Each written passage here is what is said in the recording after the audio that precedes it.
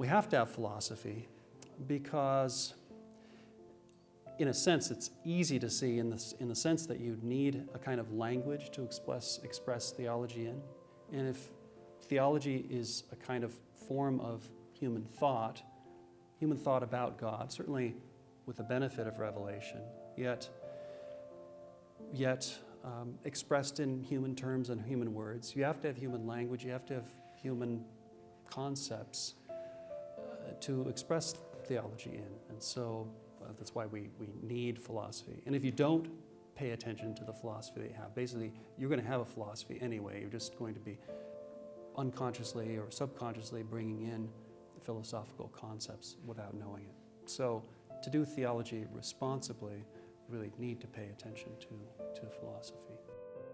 I teach theology, nature, and method, which is about basically what is theology and how do we go about it.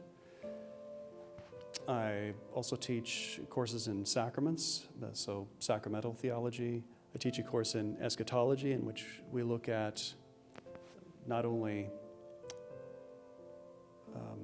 the scriptural teachings on what is promised to us in the resurrection and at the end of the world, but also a certain segment on St. Thomas Aquinas' teaching on this, and then contemporary thinkers' thoughts and proposals on things like the time of the resurrection, the descent to the dead, the coming of Christ, the renewal of the world.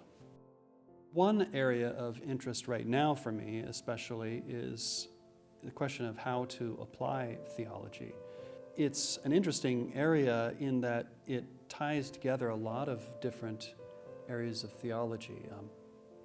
Basically the nature of theology, what are you doing when you do theology? So what are your sources for theology? It also ties together ecclesiology, because if you're trying to apply theology in ministry and in apostolate, what is it that you're doing?